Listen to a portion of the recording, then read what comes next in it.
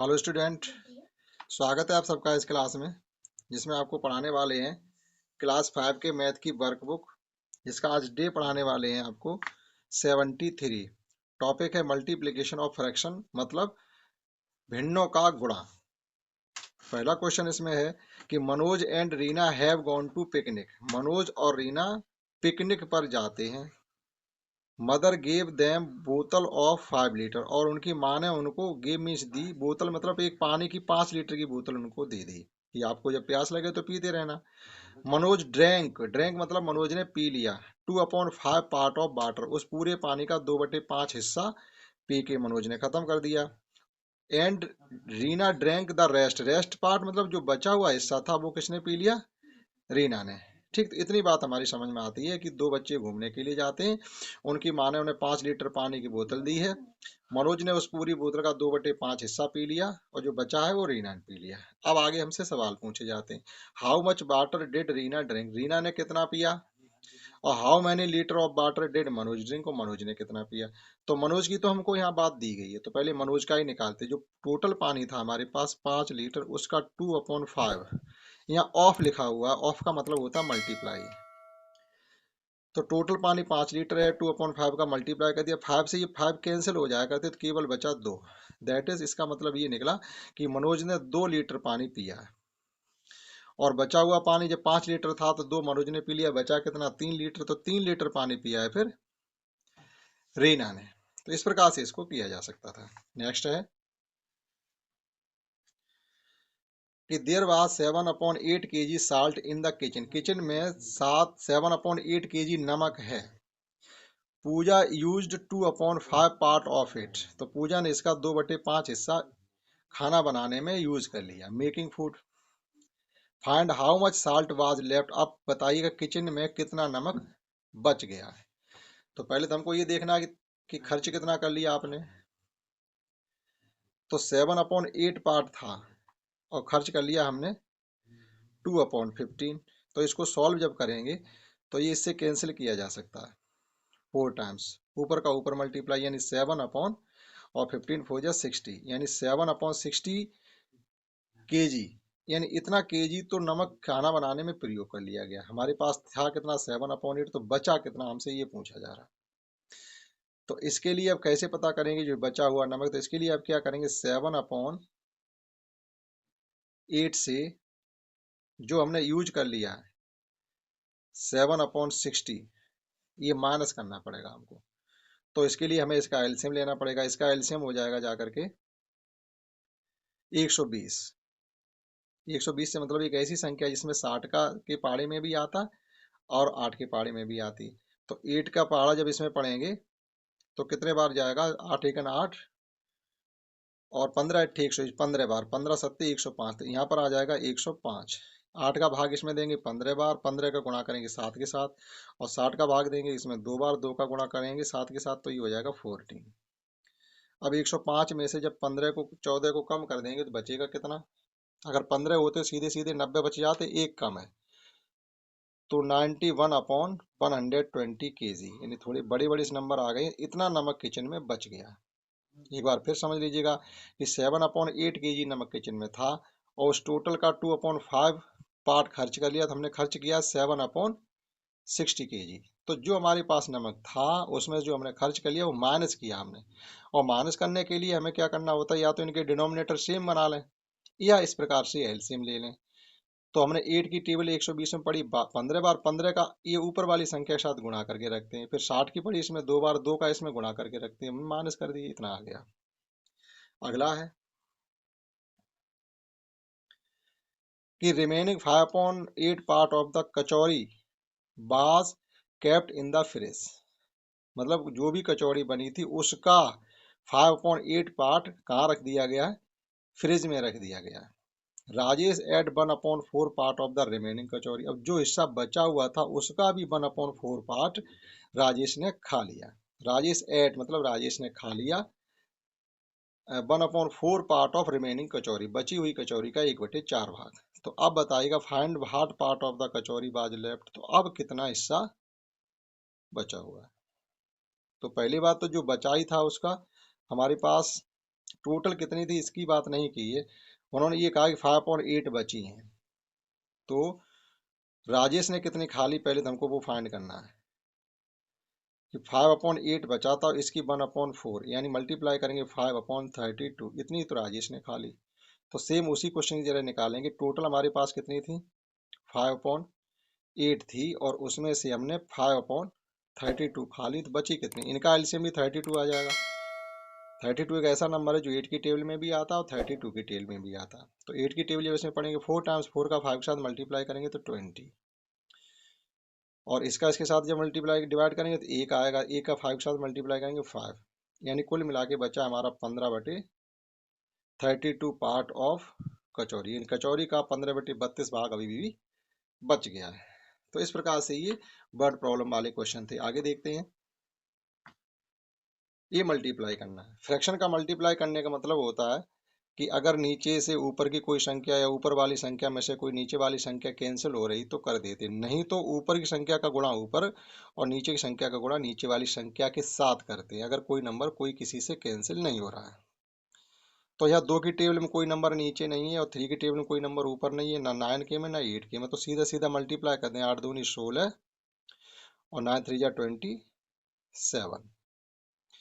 इसमें देखिए ये 2 से ये 3 4 कैंसिल हो रहे 2 टाइम्स, तो ये कैंसिल किए जा सकते हैं। यहाँ बचे 1, तो 3 1 जा 3 और 5 2 जा 10।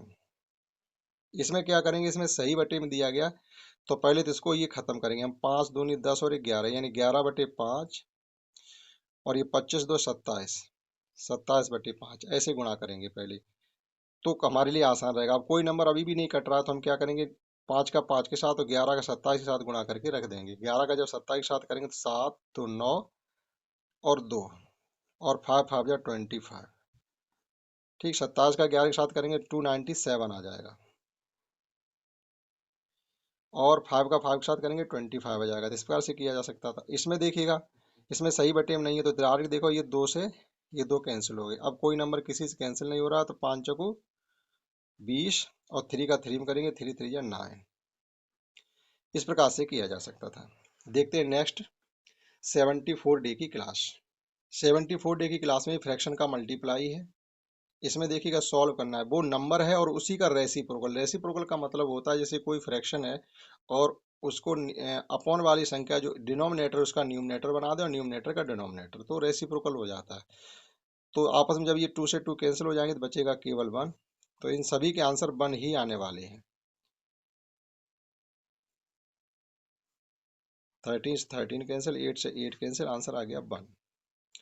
तो किसी फ्रैक्शन का जब उसकी रेसिप्रोकल फ्रैक्शन से मल्टीप्लाई करते हैं तो हमेशा आंसर 1 आता है। एक बार फिर समझ लीजिएगा, जैसे हमारे पास 5/12 है और रेसिप्रोकल से मतलब होता है इस फ्रैक्शन की ये संख्या को आप ऊपर लिख दो और इसे नीचे लिख दो।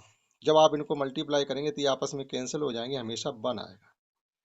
ठीक है, तो किसी फ्रैक्शन और उसके रेसिप्रोकल, रेसिप्रोकल का मतलब होता है फ्रैक्शन को पलट देना, डिनोमिनेटर को न्यूमरेटर बना देना और न्यूमरेटर को डिनोमिनेटर बना देना, यानी हर को अंश और अंश को हर बना देना।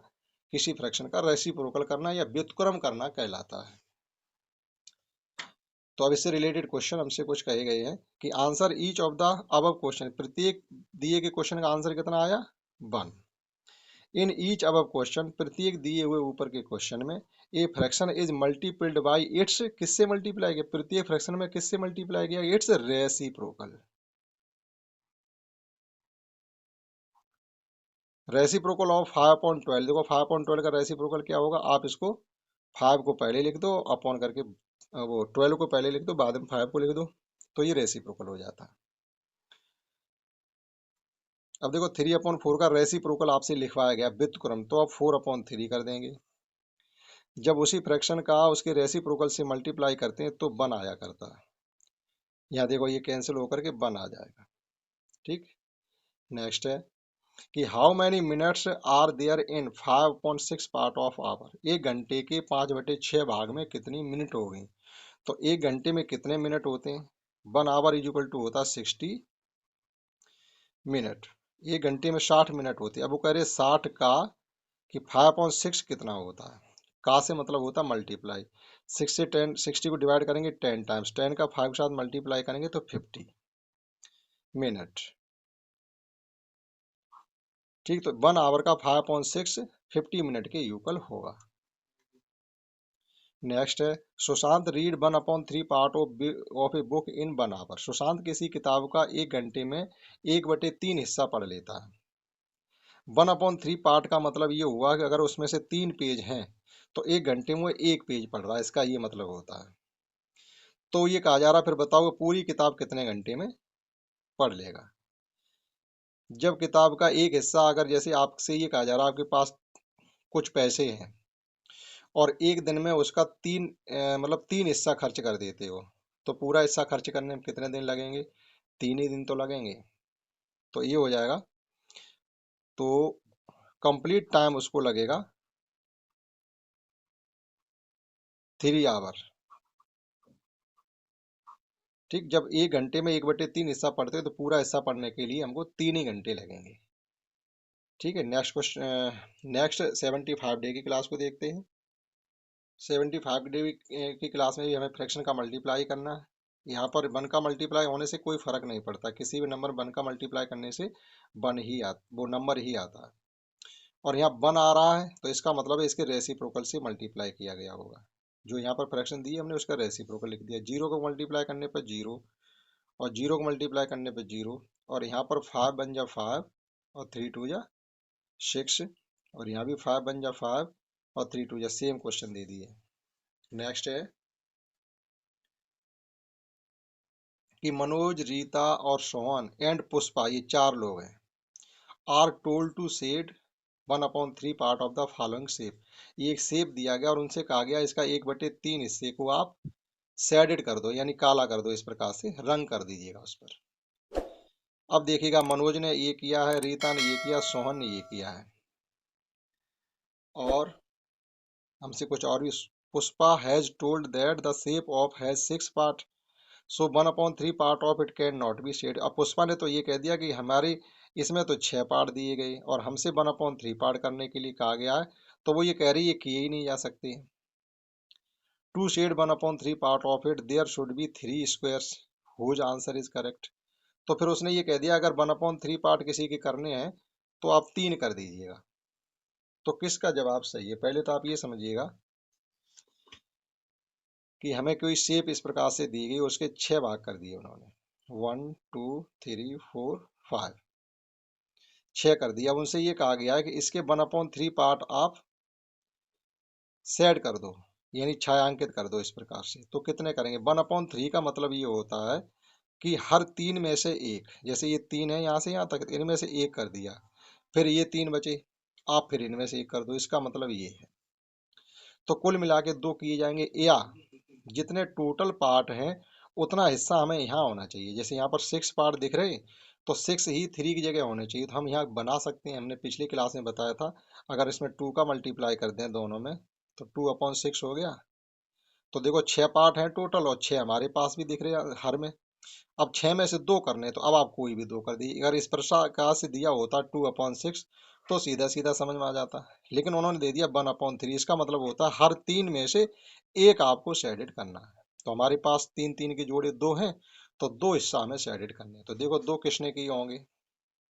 2 किए मनोज ने, तो मनोज का जवाब सही होगा। लास्ट क्वेश्चन है कि a group of 160 visitor has visited Qutub Minar. मतलब एक समूह गया है कुतुब मीनार को देखने के लिए, और उसमें 116 लोग हैं। 1/4 part of the group are foreigner. Foreigner means होते हैं विदेशी, और उस टोटल में 1/4 विदेशी लोग हैं। तो फिर बताइएगा उसमें कितने विदेशी लोग हैं। तो हम क्या करेंगे? फॉरनर, FOREIGNERS, कितने फॉरनर होंगे टोटल का 1/4 आप निकाल लीजिएगा।